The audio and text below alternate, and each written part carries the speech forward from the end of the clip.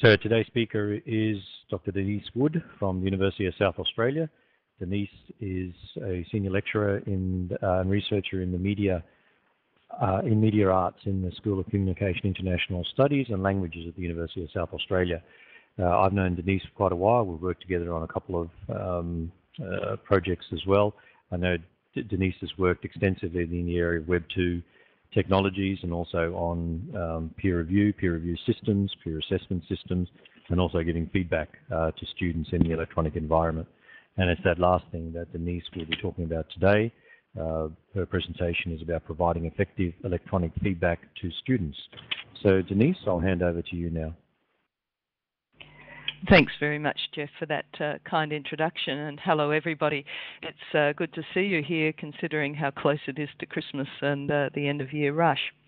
What I want to talk to you today about is alternative forms of assessment and different ways in which we can use electronic systems. And I'm going to refer in particular to the online peer review system that was developed through ALTC funding initially and has been adapted for use with students for both self and peer review for formative purposes as well as summative.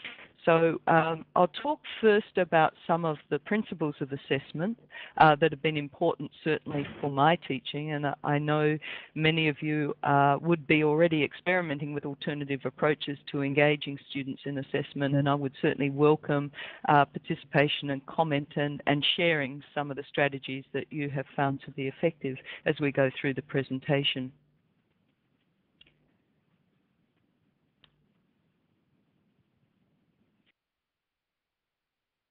Jeff, I seem to have lost the screen when I flicked the forward button. Oh, there you go. It's gone now. It's come through. Okay, now. We had a little JavaScript error come up at that point. So what I'll do is talk about different models of feedback and assessment.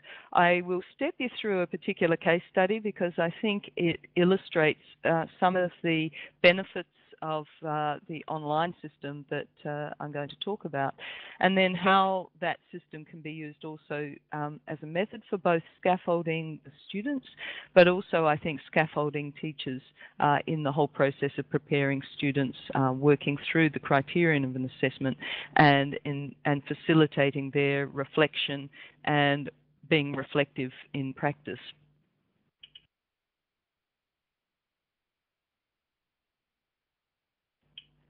And I guess feel free to disagree with any of these points, but for me, assessment practice is about preparing students for lifelong learning.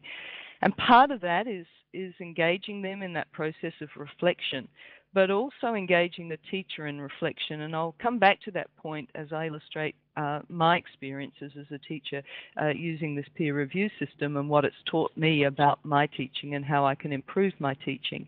And so really it's about encouraging that reflexivity, being able to be responsive to students' experiences and to our observations of how students are engaging with our content and with the feedback and assessment process. Obviously, there's an element of minimizing the risk of plagiarism, and there are various strategies that we can employ, and certainly engaging students, I think, in the very transparent approach of peer review and assessment is one mechanism that I found to be very effective of minimizing that problem.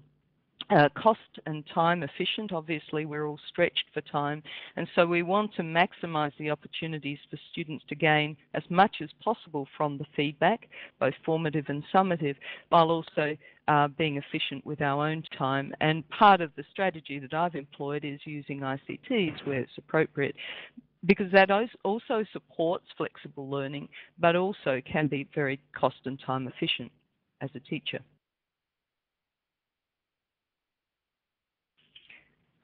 So I look at assessment as traditional assessment being much more summative, something that you provide students with at the end of a module, as assignment 2 and assignment 3 in a summative way.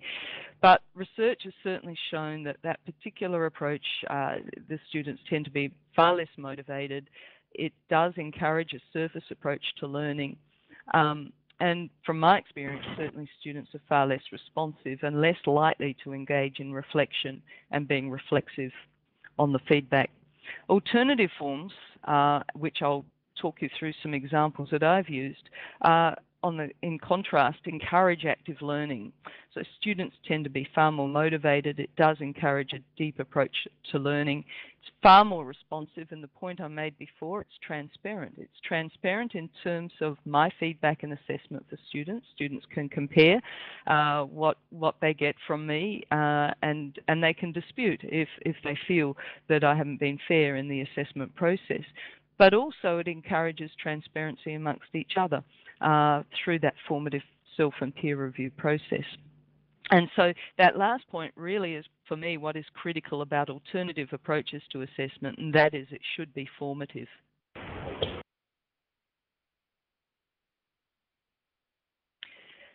Hollyrod in 2000, which is going back a good decade now, talked about why there's been this shift towards alternative models of assessment. And the sorts of points Hollyrod made were that there's a greater emphasis on learning enhancement. The point I made earlier, it's about formative, so allowing students to have the opportunity to learn from the feedback and to improve on their work as a result of the feedback.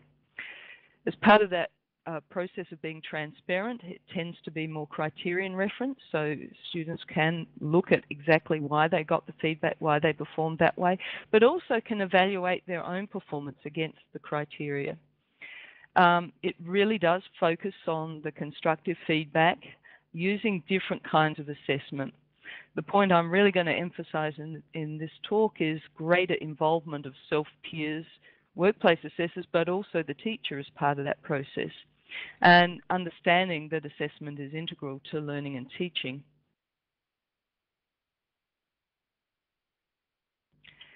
So I've got this little model up which really compares those different kinds of assessment approaches. So self is where the students rate their own performance against a standard, and that's why criterion-based can work very well for facilitating and supporting self-assessment. So the focus there is really on reflection on their own learning. Then if we move to the peer assessment model, students are of equal status and they rate the performance of their peers. So of course the focus in that case is more on collaboration. Self and peer is an approach that I've been using in my courses where students rate their own performance but also share in a collaborative approach rating the performance of their peers. And co-assessment, which is something I've also used in my courses, which is a collaborative approach in which teachers and students are involved. Now, I've tried both self and peer and the co-assessment model, and I've certainly found the co-assessment model tends to be the most effective, both from the learner's perspective and the feedback we get from the learner, but also from my own perspective in terms of being able to be reflexive and reflective on the feedback from students and what I've observed of the student feedback and process.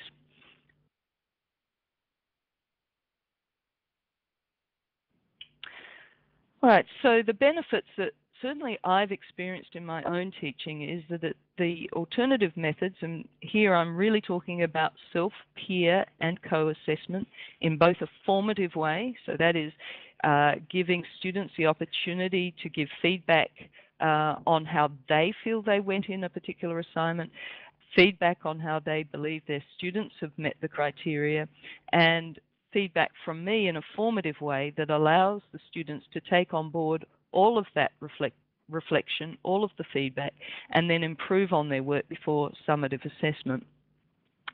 So that fosters the development of the learner's ability to critique their own work and, of course, the work of others. They get the opportunity to learn from peers. My students constantly say that they value the opportunity to see the work of their peers, so they get a sense of how to evaluate and reflect on their own work, and they get valuable feedback from their peers as part of that process. Therefore, they do have a greater understanding of the criteria, the standards that are expected, because they can compare themselves with other students and weigh up where they fit on that continuum. As a result, I found students certainly gain a lot in their terms of their self-confidence.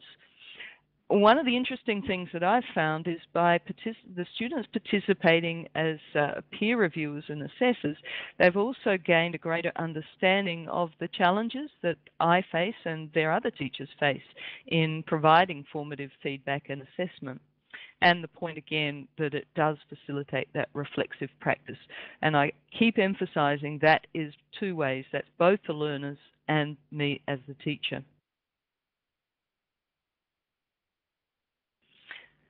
So acknowledging that there are some challenges in the alternative models. Some of the challenges reported in the literature are that students fear the impact that them evaluating their peers might have in terms of if there are existing rivalries or just the whole competitive nature they might see of that process. I've found, though, by encouraging the formative approach has overcome that that first point fairly effectively, because they're really not competing against each other at that stage. They're simply working in a collaborative and formative way to assist themselves as well as their peers to improve on their work. The lack of confidence in the ability to evaluate work of themselves or their peers. Again, the formative approach tends to move the emphasis away from them feeling that the judgment that they make is final. It's not. It's simply their commentary, and they know that the whole assessment process is not hinging on the feedback that they give. Doubts about ability to be objective. That's why I find the criterion-based approach is being transparent is far more beneficial for students in encouraging that level of self-confidence and reducing their doubts. There's less responsibility placed on the student if it's a formative as opposed to a summative approach. The need for learners to be trained, and that's again an advantage of the formative approach, because in a sense it is training students both to critique their own work and the work of their peers, and it also is a way of training them for the final assessment process, or the summative stage of the process. Yes, it can be time-consuming for both learners and academic staff, and that's why it's really important for students to see it as integral to the teaching and learning and not just something that's tacked on as assessment. And of course, being aware of cultural differences, and certainly some of the literature has reported some of the challenges in formative and summative approaches to peer review in some of the Asian cultures. I haven't experienced that with students studying at UniSA as domestic students, international students studying locally, but we've certainly had to adjust our approach when teaching transnationally. So that's something that, we might want to reflect on towards the end of the presentation, but there are strategies that can address that as well. So I mentioned I want to talk about a case study. I've presented about this case study in different fora. In this case, I really want to focus on what I learned from using the online peer review tool within this course, both in terms of student response, how they found it as effective as a scaffold, and what I learned about my own teaching as a result of using the tool. I don't want to spend too much time on the nature of the course itself. I really want to focus on the findings from the peer review process, but just to give you a little bit of context, it's a first-year course.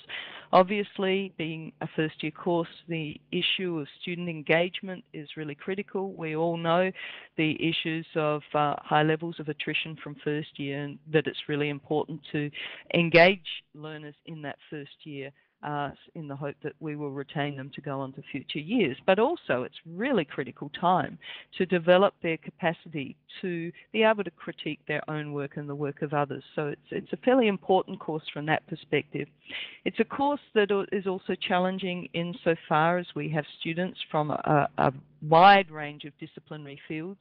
It's a core course for many of those students. So we get students who are from an arts background, students who come from more of a performance media background, and we get students who are computer science students, as well as education, journalism students, and so on. And so it has been a challenge to engage first-year learners with such divergent interests and backgrounds in this course, which is designed to introduce them to the fundamentals of